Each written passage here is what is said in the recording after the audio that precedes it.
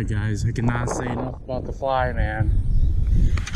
When it's the hardest bite, I always get them to bite, so look at that. Hey, what's up guys? Today I'm going to be showing you guys how to tie the walleye white bass fly I've been using throughout this walleye season. It's been catching me a lot of fish when fishing is tough, but also it's been helping me catch a lot of white bass recently, which the video will be coming soon. But anyways, I'm just going to run you guys through how to tie this walleye white bass fly. So what you're going to need is some bucktail. Purple is definitely my favorite color. Every once in a while, I'll throw in a little pink and chartreuse in there. Next, you'll need some flashy streamer stuff. I like to use this Flash Boo. And then this light pink kind of flashy stringy material there. I'm not quite sure what that's called. I bought it a while back. So just anything that looks nice. It's all personal preference. There's so many variations to this fly. And you're gonna need your basic fly tying tools, your vise, your bobbin. I like to use purple thread as well. I always like to just go with the heavy duty thread, just because when you're catching white bass, you're catching a lot of them and you want the heavy duty. You don't want it falling apart. You're gonna need your whip finish tool. That's just gonna make it easier to finish off your knots. Some scissors. And what I like to use, depends on what you have available. I just use super glue. You could use head cement from the fly shop or anything that's similar to super glue, but I like to use this Gorilla Glue. Just get something quality because you're going to be closing and opening it quite a bit. But yeah, and a Q-tip just to apply it on there. So there's two different types of hooks I like to use. I like to use these VMC, either the Aberdeen hooks, size 6 or size 4 usually, or what I've been using mostly has been just size 4 or size 6 octopus hooks.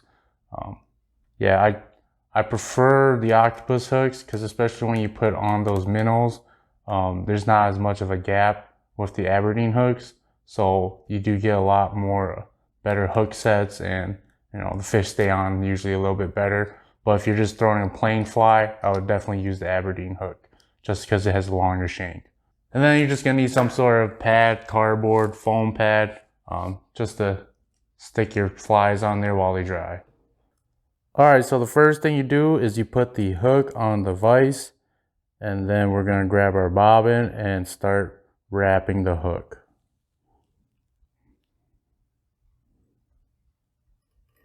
Go ahead, do 4 or 5 wraps, do a few wraps here. Cut the tag in. And go ahead and wrap it all the way down the hook. The reason you do this is so the material stays on and doesn't slide off. Go ahead and wrap it back all the way to the top. So the way I do my flies is I actually like to do it in layers. I like to do first, I use some of that flashy material, about 2 to 3 inches. I put this in first. So go ahead, find the middle, do 2 soft wraps, and then here you can kind of adjust which way you need it to go.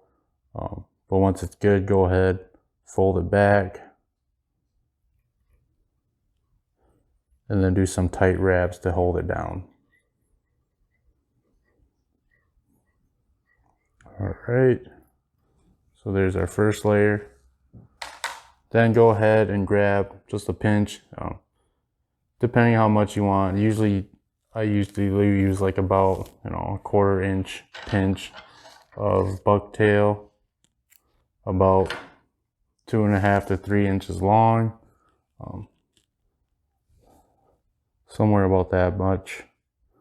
But anyways, I like to do it in layers, so I do another layer of bucktail after my middle layer. So go ahead, same thing, pretty much just set it on there, do 2 light wraps, and then adjust as needed, and then just go ahead and do your tight wraps and work it down so it slides back a little bit.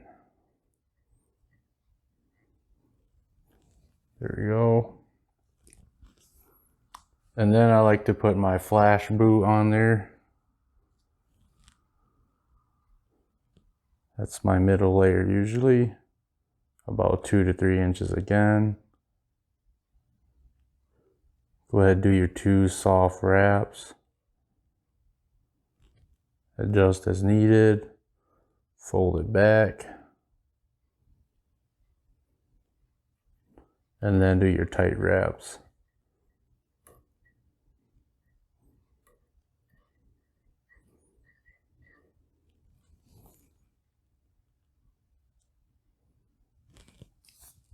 So now I'm going to put another layer of bucktail on there, about the same amount.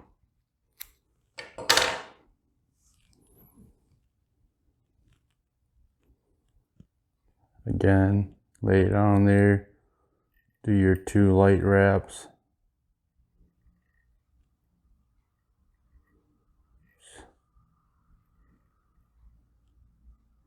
All right, go ahead, crank it on there.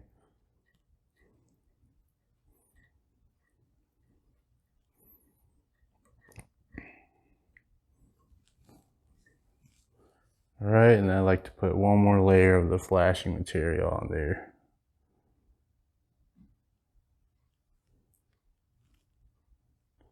Right in the middle, 1 or 2 soft wraps, adjust it.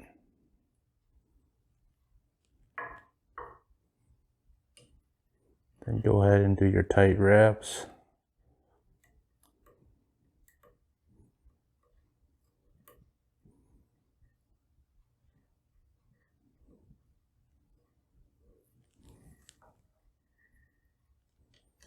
Now go ahead and grab your whip finish tool.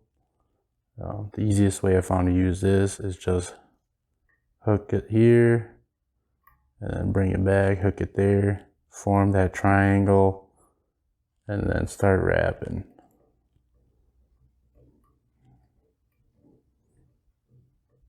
And then push the triangle away this way, slide it off, pull it through tight.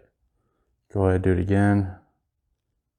Hook it, wrap it up, and then form the triangle, and then there it goes.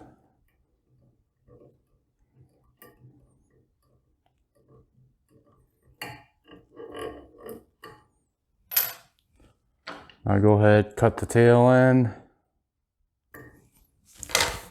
Now this is where you can apply the super glue or head cement. Usually less is more here. If you put too much super glue, it's gonna leave that white residue. So just a little drip of it. And go ahead, grab the Q-tip and just kind of smother it around.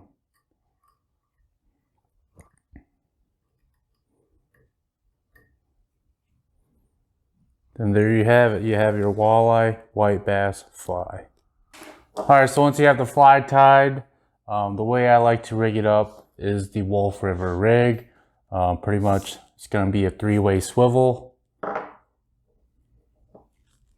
and 4 to 5 feet of line to your fly, and then the other end is about 8 to 10 inches of line to a 5/8 ounce bell sinker. 5/8 ounce has been my favorite. I feel like the 1/2 ounce is just too light and the 3/4 ounce is just too heavy, but that's usually the way I have it set up. I am also using a 15-pound Seeker AbrazeX fluorocarbon. I find that if you use fluorocarbon, you're going to have less of a headache. When you use mono, mono tends to have a lot of line memory, so it's going to start getting tangled around the three-way swivel. So it's nice to use fluorocarbon as your leader lines from your three-way swivel.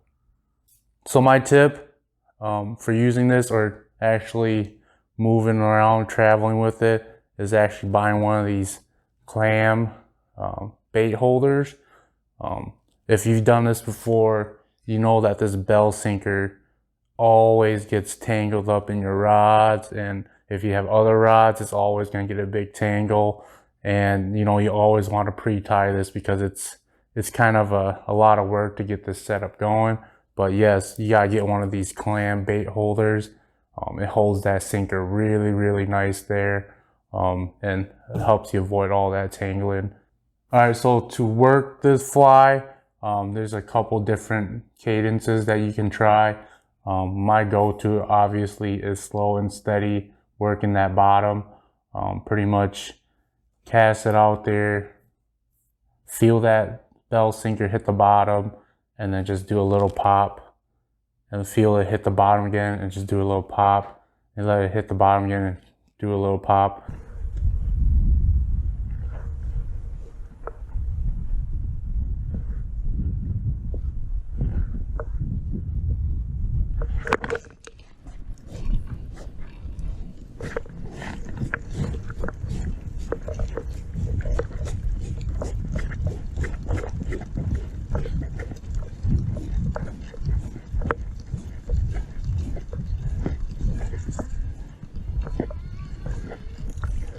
Ooh, dang, that's a nice one. Yeah, that's a nice one right there. Wow.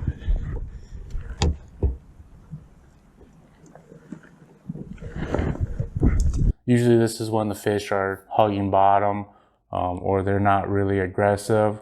But if they are aggressive, go ahead and just cast it out there and reel pop, reel pop.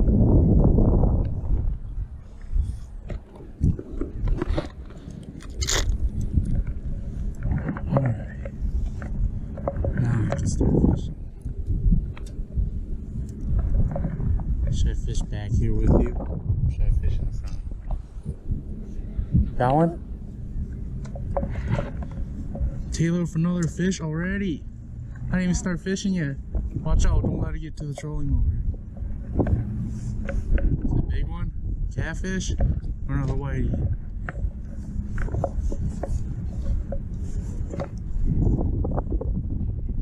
It's fighting like a white bass.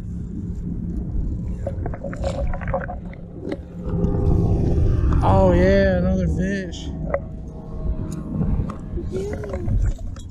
Another plate.